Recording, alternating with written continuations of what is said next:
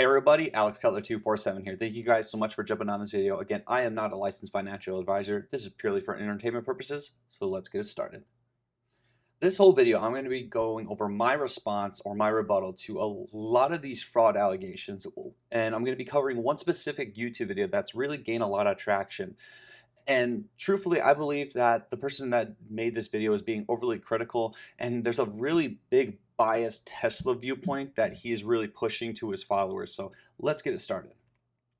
So this video, if you are following me on Twitter as well as a CCIV shareholder, you know very well what this video is. It has over 72,000 views, and it was posted by the likes of Warren Redlich.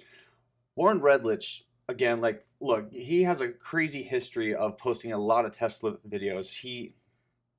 When you look at his YouTube channel, when you have Elon Musk as your banner as well as a Tesla Roadster, of course you're going to be scrutinizing Lucid on every single detail. You're going to be overly critical, and you really are a Tesla fanatic. Look, I understand that I post videos about Lucid often, but I do believe in healthy competition. I love Tesla. I know what they're doing. I believe in what they're doing, but I also believe in other electric vehicle companies like the likes of Lucid as well as Lion Electric, Arrival, those that have good infrastructure. I believe in, because those that don't have the infrastructure, they're not going to be able to compete.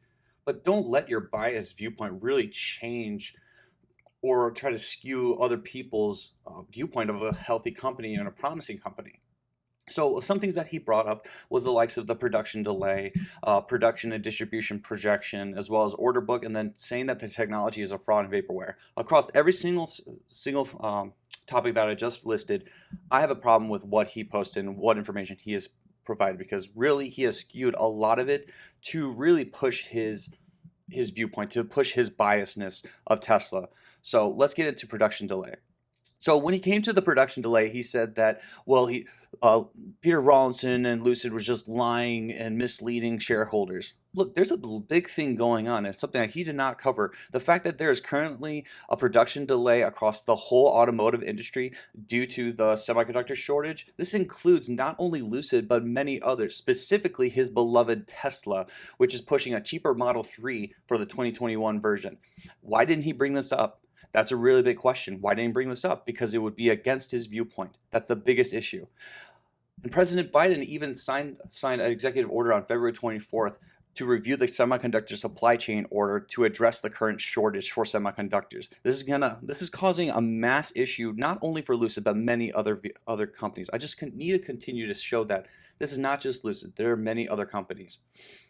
And another issue that needs to be brought up is the fact that Lucid, if the product isn't right, they shouldn't push it out, because let's not forget how many times Musk has promised certain timelines and projects early on for Tesla, but they couldn't hit the production line. They couldn't do it, so they had to delay it or even cancel certain projects.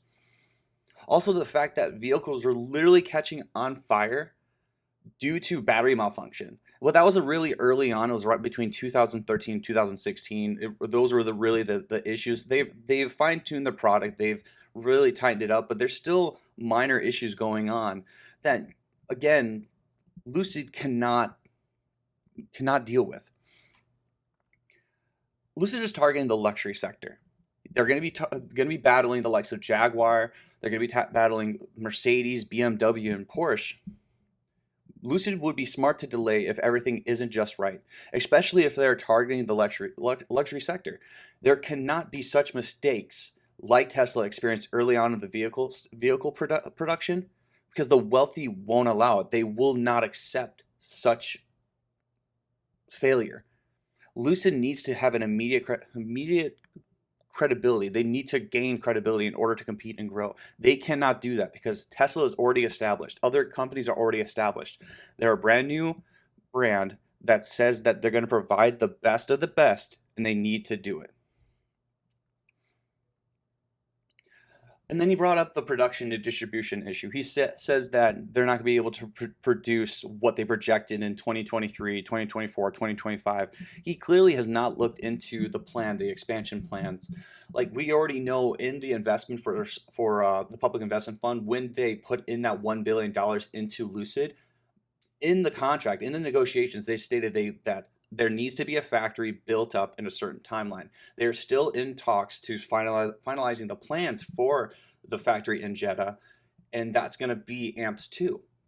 Also, AMPS 1 was posted and created within 9 months of the plans being finalized. It's really impressive if you think about it, and they are still expanding. They're expected to complete the whole Phase 4 production as well as expansion in Arizona by 2028. This also does not include the expansion of other factories in the likes of Jeddah as well as plans for China. So with the expansion for not only AMPS 1 but also AMPS 2 and then AMPS 3, I expect a potential production here soon of 500,000 vehicles within 6 to 7 years, with Saudi Arabia factory as well as China factory in the soon future. So you have to really understand that there's more to it. So 500,000 vehicles is very realistic here in 5 to 7 years. And then he came on to talking about the order book. He came on stating that there's only 5,416 vehicles in pre-orders. Okay, like where did you calculate that? He brought up $120,000, and then he just divided that from 625 million in orders. That's again misinformation, absolutely skewed towards his biased viewpoint. He's just trying to scare you. There's a lot more to it, and if he really wants to just base it off of the price of the vehicles, I don't think he knows how to calculate things really clearly. So I looked into a database. I looked into the income of a household, as well as in retrospection of what kind of vehicle and the price point of vehicles that people purchase. And then I look into the sector of vehicles that Lucid is really targeting, which is the sedans, which is obviously the Lucid Air, as well as the SUV, which is Project Gravity. So from what I have seen, I broke it down into percentages. So obviously not everyone's going to be able to buy the Lucid Air Dream Edition as well as the Grand Touring, but I believe that there's a lot more pre-orders going for the Air Pure and Touring. So I broke it up into these percentages: 50% for the Pure, 30% for the Touring, 15% for the Grand Touring, and then 5% for the Dream Edition. So it broke down to these numbers, very realistic. And then I calculated it, put it together. It's a little bit more than 625 million orders by my calculation, but it's really very close to 7,500 total vehicle in pre-orders. So that's not bad. It's obviously more than what he said, 5,400, but it's still very impressive for what, number one, what Lucid is asking for the front purchasing. They're not just accepting $200 or $300 reservations. They are only accepting like thousands of dollars of reservations. So there's really serious investors, serious purchasers. They're not just gonna hey, you can reserve it for free or reserve it for $100 like we have seen in other previous EVs. So again, 7,500, not 5,400 in my calculation. So in that order book, if you have seen a lot of news, not only the US, but many other countries, there is a big demand, a global increase in demand for electrification. Like in Massachusetts, they're saying that no new cars every new car needs to be sold by electric by 2035, as well as California, they're saying that they need to have zero emission vehicles only by 2030. And then in Europe, they're targeting 300 million electric cars by 2030. And Japan wants to phase out all new gasoline cars by mid 2030s. The exact same timeline almost for every single continent across the board. So with the increase in demand for electrification, there must be an increase in supply.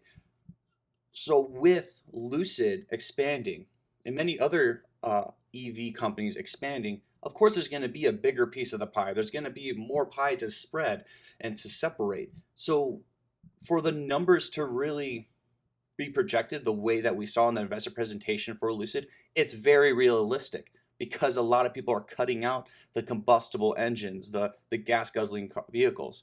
So I think that you really need to pay attention.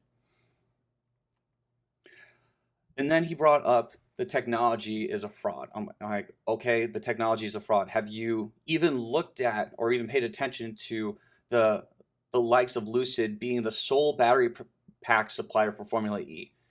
Prior to Ativa or Lucid being even involved into Formula E racing, they were having issues. So I can go on, but I want to produce you this video, to give you this video. So go and check out this video.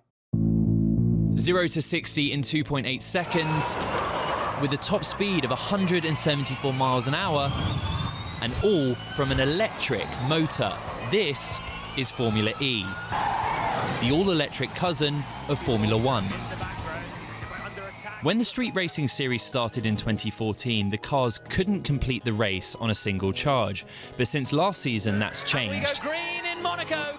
And it's thanks to this battery pack, built by a Californian company called Lucid. We used our proprietary expertise, particularly in thermal modelling and thermal control, in structural analyses, in packaging. We tested it, and we actually manufacture it here in this very building at our headquarters in Silicon Valley. Season 5 in 2018 was the first time Lucid supplied battery packs for Formula E through its technology arm, Ativa. But under the arrangement, their involvement was kept confidential, and they were labelled as a so-called battery partner of racing giant McLaren. This year is a different story, and Lucid is taking the spotlight and will continue to do so until their contract expires after Season 8 in 2021. So what can Formula E fans expect? Bloomberg got an exclusive look under the hood of Lucid's latest battery designs. They say the trapezium shape and in-house management software is what will help the teams go the distance. But for Lucid, the Formula E deal's actually just a small part of a much bigger plan. It generates a modest revenue, but really it's a token. The real reason we're doing this is to demonstrate that we have world-class technology, which will find its way into our forthcoming road car. The Lucid Air is a luxury consumer EV designed to compete against the likes of Tesla and Porsche's electric offering. Production of the vehicle won't begin until the end of 2020, but in the meantime, engineers are building prototypes in small batches at their Newark factory. The focus has been on making the battery packs as lightweight and efficient as possible, using proprietary robotics and scanning technology to increase battery density.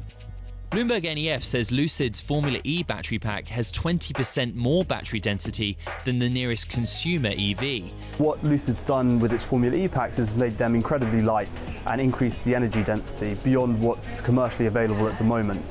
So if Lucid can transfer this technology to commercial electric vehicles, it could give them a real advantage when compared to other EVs on the market. Lucid also says there's potential to sell the battery pack technology to other automakers or form partnerships. For now, they hope their work for Formula E will put them in pole position to capture the consumer EV market in 2020. Ed Ludlow, Bloomberg News, Newark, California. Again, very impressive video, and Ed Ludlow has been covering Lucid for a very long time, so he knows what he's talking about.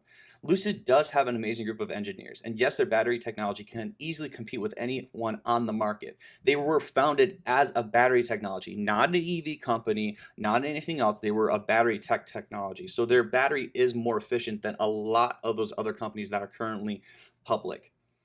And like I said, prior to Formula E racing, even contacting Ativa, their vehicles could not even finish a single race on a single charge. That's not the case anymore. They are high performance, they can do full distance, and it just shows just how good of technology it is. And I want to bring up one more question, is this. Why didn't they choose Tesla? Why didn't they go to Tesla and ask them to build batteries for Formula E racing? They went to Ativa for a reason. They went to Lucid for a reason, because the technology is so grand. One big issue that he did not bring up is the fact that Peter Rawlinson specifically spoke about becoming an OEM and selling to third parties, selling their battery technology, selling their transmission, selling their engines, selling the whole chassis to many other companies that are having issues going through the electrification process, which will increase and give another stream of revenue to Lucid. It makes no sense to not bring this up. It just shows how healthy and how good of a business plan and strategy that this company has. And you know that the Saudis, as well as many other investors involved into Lucid, they're going to want this to grow and grow quickly. And they have a great business plan. They're not only going to do OEM, they're going to do energy storage. They're going to do so many other streams of revenue that they will be juggernaut upon themselves. So thank you guys so much for jumping on this video. I hope this gave you a little bit more of information. And again, I believe in both Tesla and Lucid, as well as many other EV companies. I'm not biased in any shape or form, but what I won't have is someone spreading misinformation. You have to lay out all information and not skew it for your own viewpoint. So thank you guys so much for jumping on this video. I really appreciate it. I'll see you guys again soon.